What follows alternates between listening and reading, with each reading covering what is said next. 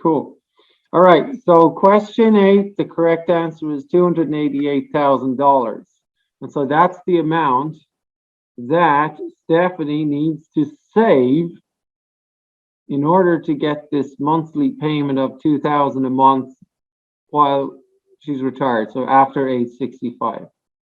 So this question here says, okay, well, how much does she need to set aside each month in order to get the 288,000 nest egg that will then pay out 2,000 a month while she's retired for 25 years approximately, right? Or so we're setting aside money each month, right? Rule of thumb, it's got to be anyway. Okay, so let's go ahead and find the formula. So if we look at our formula sheets here, saving regular amounts monthly, it's this one. It's deposit needed. Like what deposit needed do you need to get that goal? So that's the key. It's to find that formula. A big part of this is just find that formula, right? So what monthly deposit do you need to get to the goal of 288,000, right? So it's goal times rate over 1 plus r to the power of t and so on, right? So I'll just go ahead and try that on the Desmos scientific calculator. So 288,000 times r, which is 0.068. Now it's monthly deposits, so it's rate over 12, okay? And then all of that over 1 plus r to the power of t minus 1.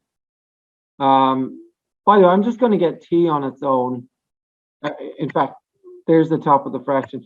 T, by the way, is where she's putting money aside for 35 years every month. So 35 years, right, times 12 months is 420 deposits over her working life, okay? So 420 deposits over her working life. This is the top of the fraction 163 or 1632. The bottom of the fraction is 1 plus r to the power of t minus 1. So 1 plus 0.068 over 12. That's 1 plus r to the power of t, which is 420. Then subtract. Right. So, oops.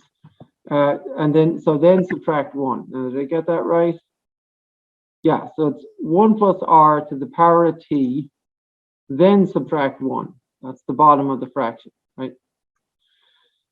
So, yeah, so this is the top, that's the bottom. So if you guys want to, you can do your, 1632 and divide by, yeah, this number, keep lots of decimal places. So the trick again is don't be rounding a whole lot while you're still calculating. It's one thing to round your answer to the nearest dollar, as it suggests. It's another thing when you're rounding things while you're in the middle of calculating, because it could put you off. But in any case, 167.68, round to the nearest dollar. We should round up or down. We should round up, right? 168. $168. And of course, I could have done all of this in one line on Desmos if I wanted to. So like this over, and that would be the bottom, and that would still give me the same thing, $168 I should have, right? Yeah, so that's it, $168 saved every month while she's working from age 30 to age 65, and eventually she'll have $288,000 with, if the interest rate stays like that, which it won't, but that's an estimate.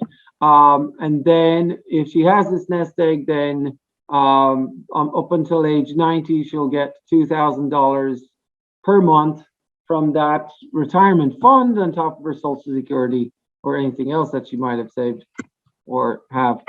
And here's a rule of thumb, right? 288,000. And how many months is she saving to get that, right? 420 months, 420 months, right?